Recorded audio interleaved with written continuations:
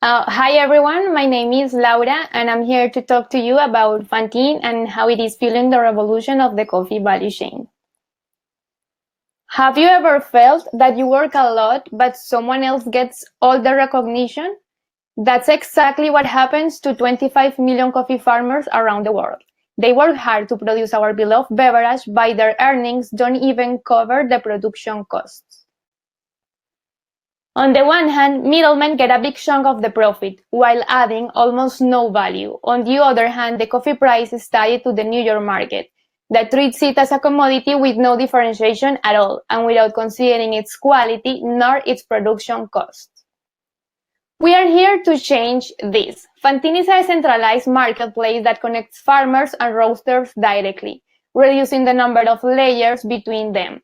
Using blockchain technology, buyers can trace the entire journey of the coffee they are buying. They receive full transparency about coffee's quality and they benefit from a shorter supply chain, which in turn translates into better prices and fresher coffee. On the farmer side, they get access to new markets and customers, reducing the dependence on largest importers. They can set prices based on cost, therefore they get to double their income. Farmers and their crops receive digital identities that enable the full traceability of the coffee throughout the entire value chain. All the information related to these transactions is stored into our secure ledger. Then we use machine learning to aggregate this data and to produce a new price index, a price that is bottom-up, transparent, fair, and auditable. Our ambition is that the industry uses this price instead of the commodity price. Our revenue model is a monthly fee of $119 paid by buyers.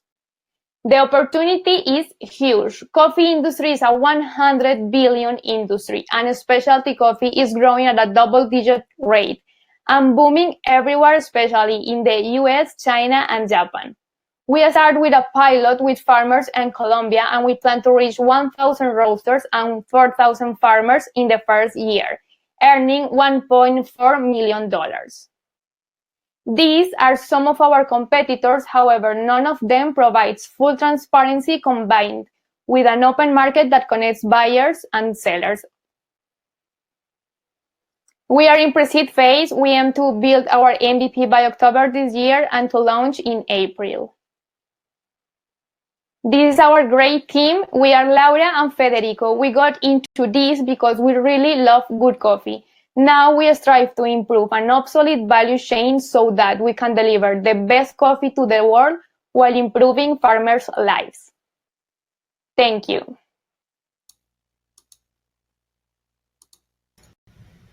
Hi there. Great audience questions. Voting is coming soon. And thank you for a great job, Laura. So why don't we start, Christine? We were joking about coffee before we started the webinar. So why don't you go with the first question here? Sure. So if you could sort of speak to the pricing model and how you got to that point, make that decision. The $119, you mean the revenue model, yeah? Not just the actual price, but how you were going to structure, the pricing. Okay. We started thinking like the current roasters or the roasters, they travel to origin at least one time per year, trying to find new varieties of coffee. So one ticket for one person costs barely or at least $1,000. So we are going to charge $119 per month, which is $1,400 per year, which is almost the same as one ticket. So we think this is a good price for them, and enough price, and they can find a lot of varieties of coffee, not just from one place. But actually what they are looking now is to find different varieties, because this is a huge trend, a huge topic in the coffee industry, that everyone wants to see new coffees and change the coffee every week like Starbucks does. So that's what the roasters and coffee shops also, they are trying to figuring out different varieties. I don't want to sound like an idiot here, but I would imagine there's a nearly infinite variety, but I mean, is there some sort of taxonomy of varieties? Like there's 50 main ones and 1,000 derivatives, or?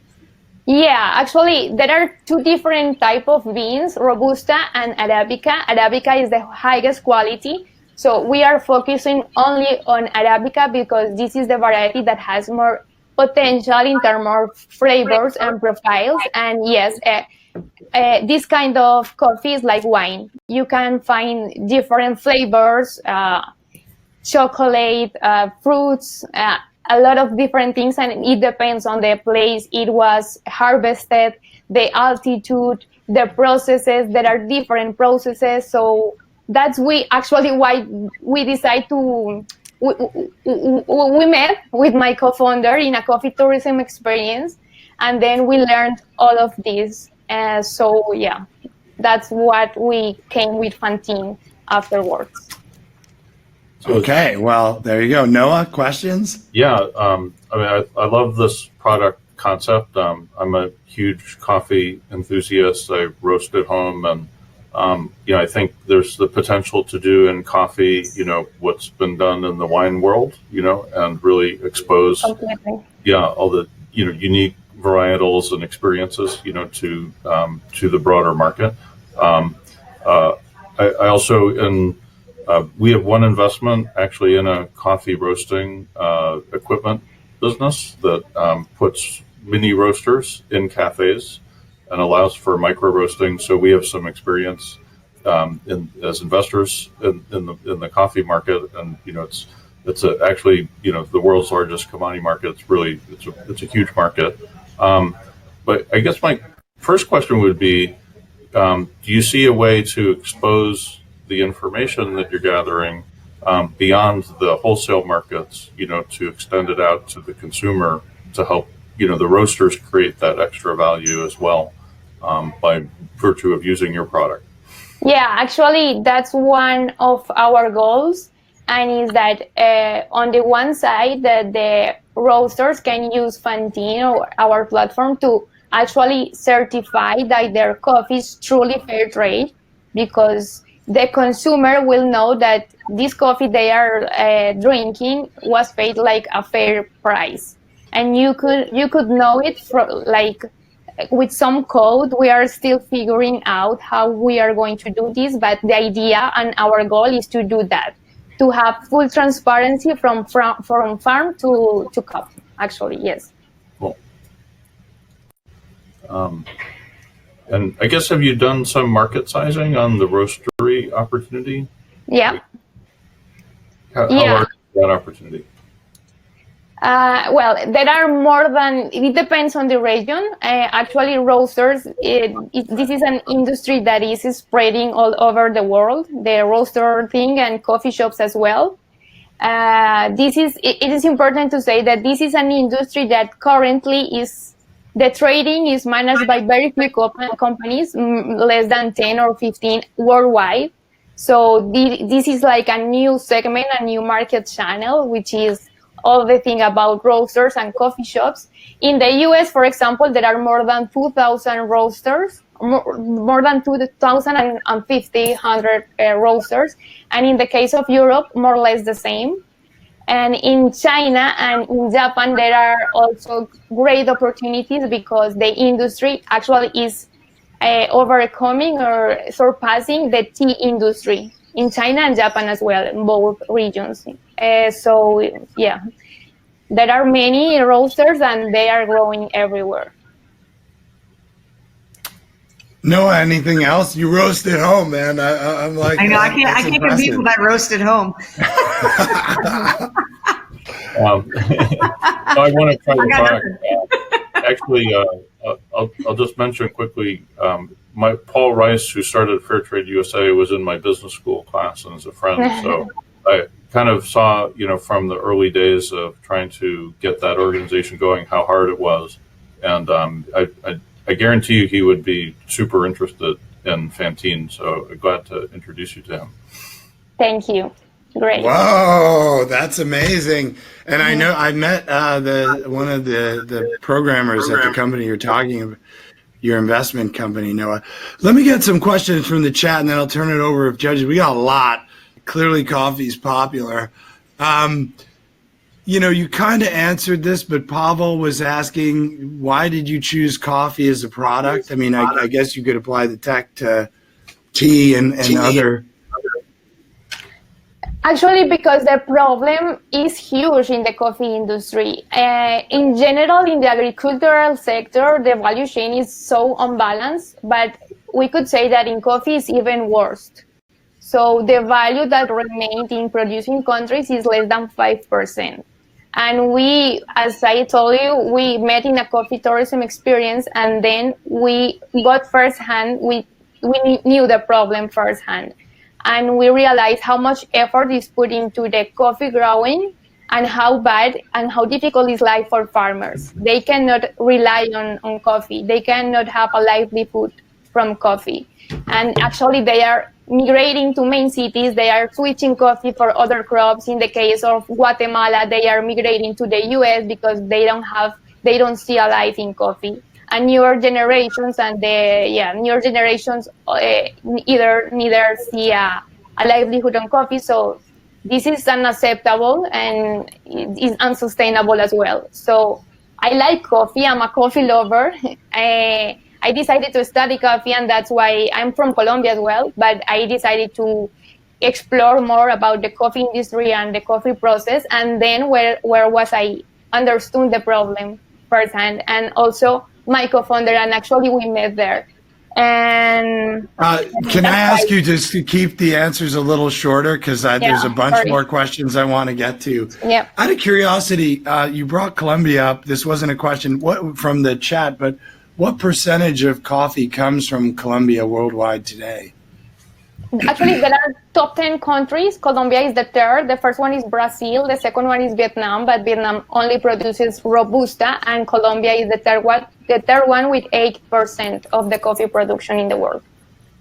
And then BM was asking, how do you address the falling coffee demand from buyers like Starbucks, who are selling less and less coffee in their stores?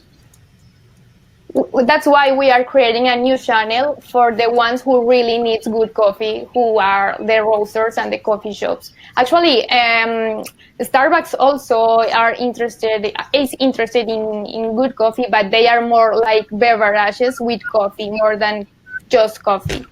And yeah, we are trying to focus first on these roasters and coffee shops that they are growing, but obviously they can be like Phil's is way better in the Bay Area than Starbucks, and they're dominating. Okay, John McDonald was asking, how do contracts for beans typically work? Are there futures or spot sales?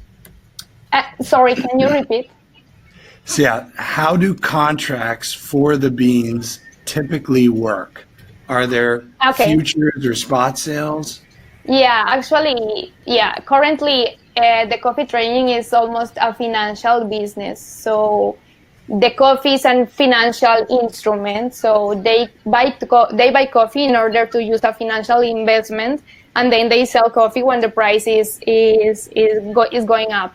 And that's what we are trying to change with this. We will be transparent with information about origin, when the coffee is ready to be sent, when are the harvest times, and all of this important information that can be. We are using blockchain for this, for record all of these transactions, and that's why we are not. That's what we are doing. Not using the coffee as a financial instrument or financial business, but more like a normal product that you can trade. Imagine that Fantini is like the Alibaba of coffee. So you can find coffee, you can find several type of producers with different qualities and varieties, and there you have all the information about them. I love that. And by the way, you being the Alibaba of coffee is great. So right now, are you developing your own blockchain or using something like Ethereum? Was the last question from Matthew, and then we're going to open up the voting. Actually, we are using a permission blockchain, and it's hyperledger fabric. Okay, great. What we're going to do now, judges, do you have any last quick questions? No, I think we've released her to the hounds of the chat. Okay, so we're gonna start opening up the ball. Thank you very much. Thank you very much. Laura, this is amazing. I just want to say, Christine, isn't this great that we have 3 female entrepreneurs? Well, it's great if it was not intentional necessarily. It wasn't intentional. This was all organic. That's fantastic. In that case, when you roll the dice and you're only picking 3, it should happen sometimes. So good for you. Yeah. Well, listen, it's better than all men, which I think was what we would see for. I have seen many times. Yeah, in fact, so have I, unfortunately. And so this was completely organic, chosen by votes, and it wound up. It's great to see that because we really need to. We're not going to make the world a better place if companies are started by men, and it needs to be started by both men and women working on things that matter. And so I appreciate now the poll is opening up, everybody. So I believe if you go to there's a poll link, and you can, who should win the Pitch for Purpose competition. And it's also in the chat. So I'll ask my team to make sure it's posted there. They're experiencing a little lag, and I see votes are coming in. I'm going to set a timer of just over a minute. I'll give a little over a minute and a half. So if you haven't voted, figure out how to vote. In the meantime, I made some comments on the women and working on things that are important. Christine or Noah, do you have comments that you want to throw out there about the company? Sorry, I'm starting my timer for you. Yeah, so I think it was interesting because they're all in different stages of development. So it's hard to do an apples to apples because it's not like everyone's. Obviously the SolverGen has a much longer time to get to market than other companies are going to have because of the regulatory issues. It's also, in some ways, a technically harder problem because you've got to find good data, you've got to clean that data, you've got to make sure you can manage it, sort of teach the system about it so it can make decisions. I think Fantine's going to have, their challenge is totally different. They've got supply and demand. It's going to be about creating that marketplace and making sure the pricing works. I have a feeling they're going to go experiment with pricing quite a bit once they get into market more. And Praxa Lab's already in market. So again, not apples to apples. I think the challenge for them is just, making sure they've got a sustainable pricing model because I do believe they'll have great demand on both sides. I think they'll see students have better outcomes, but, it's going to take time. So it's pretty exciting. They had $250,000 of revenue. It should get traction as long as the product is there. Again, I think SolverGen sort of a little too early to tell, but generally, yeah. Yeah, $250,000 of revenue for Praxa Labs. Noah, what are your thoughts on the 3 companies, and do you have a favorite? Christine, do you have a favorite before we go to Noah? I do have a favorite. I didn't know if you want me to say. You can say it. We're voting. Oh, yeah. So I think right now my favorite is Praxa Labs. I think they're the ones that have the most proven product market fit. I think they're also, given that we are in a pitch for purpose pitch competition, I think they will impact the most people potentially, just because it's evergreen. And I think there's a cap for, how many farmers, for example, there's a cap for how many, labs. There's not a cap for how many students. Every year we make more students. So. That is definitely true. Noah, any comments on the 3 companies and your favorite while we let people vote for another minute? Yeah, I think on SolverGen, the need to create more of an open source community around tying, tumor types to actual treatment and getting outcomes data, and making that, widely available. I think it is a real, need. There is a real social benefit there because what you've kind of seen in the industry is that the private companies, and in many cases, actually, the university research health systems have been finding the data so valuable, they're really monetizing it, and they're keeping it, very proprietary. And to the extent that it can actually be, exposed more broadly, overall, the entire industry will move forward faster. So, I think there's a lot of potential impact there.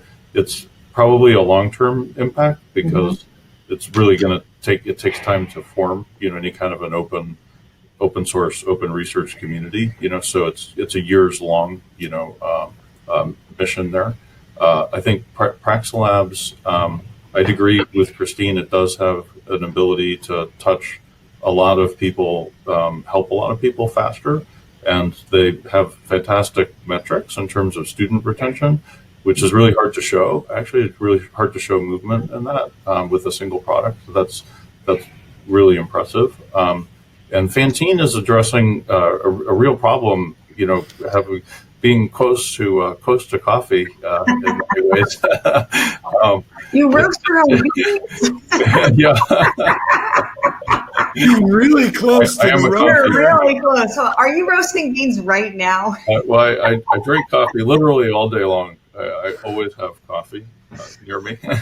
But yeah, it's right now. It's actually a severe problem for farmers because coffee prices have been falling. There's an oversupply situation, and in many cases, they're actually the best farmers can only sell at commodity prices, and those prices are below their costs. So there's a real disincentive today to create higher quality coffee, which is really absurd because there's much more demand for higher quality coffee. That's the real growth, opportunity in the coffee market, and all the beverage markets, right, are moving toward premium products. So Fantine's really addressing a real problem, and that's awesome.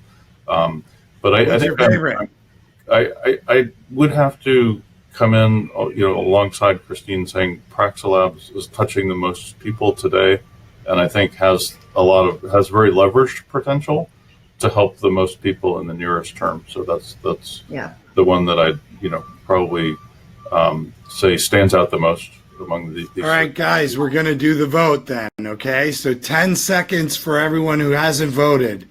10, 9, Look at all those coffee. 8, 7, 6, 5, 4, 3, 2, 1. So, all right, the results look like they're in. Wow, it's it's a lot closer than you would think. So we're looking at Well, you had pretty good companies. I mean, it wasn't like you had some chum in the water and then. and really amazing founders. I was impressed by them all, and with backgrounds, passion. This is the great thing about when you work on a business with purpose or impact. You don't get these founders that are reading from a book.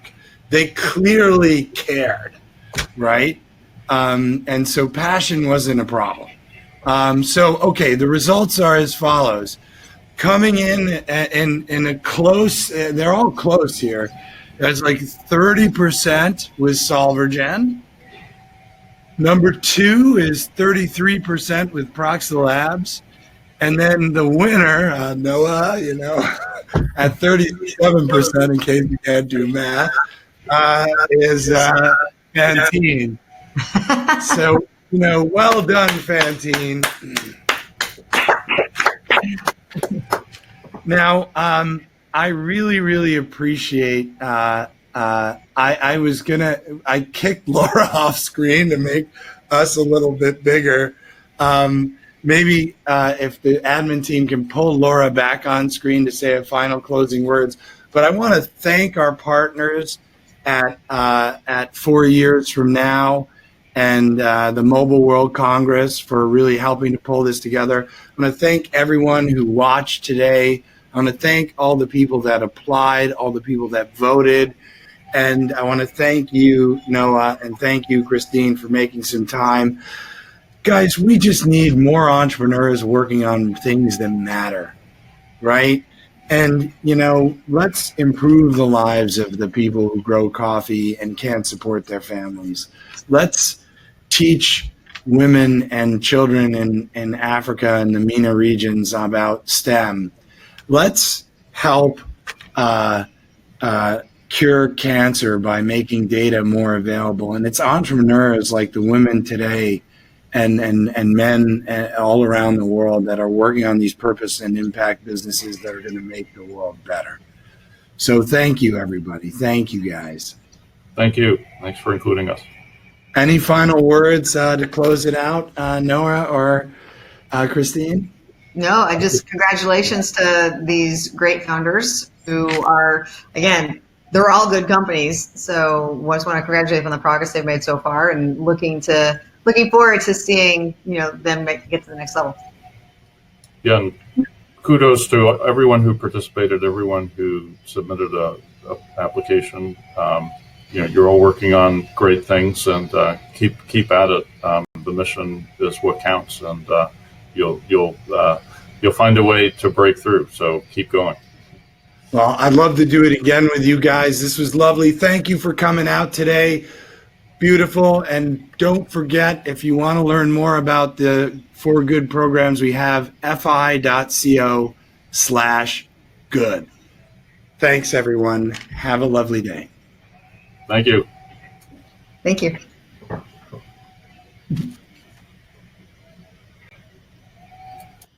Oh, wait, we got Laura on. Laura, do you want to say some final words? There you go. Yes. Hi. Oh, well, thank you, everyone. We are excited. We are happy. We were happy for made it to the final. Now we are absolutely excited. And actually, well, this is a proof that we are on the right path, and that's it. We are starting, but that's how it is. We are putting all of our efforts. We are focusing 100% on this, my co-founder and me, and we are looking for advisors and people. So if you know someone who might be interested in this business, please reach out to our website, fantine.io. And yeah, thank you so much, the Founder Institute, Adeo, and the Juris, and yeah, thank you. Well done. Thank you, everyone who watched. So Noah, we'll be sure to hook you up with her so that you can make some introductions. And by the way, for just one last thing, we have Peter Diamandis on July 8th coming on to talk about purpose-based businesses as well. He's the founder of the X Prize organization. He's the founder of Singularity University. That should also be a wonderful webinar. So again, thank you very much, Laura. Thank you very much, judges. Thank you. Have a lovely day. Thank you.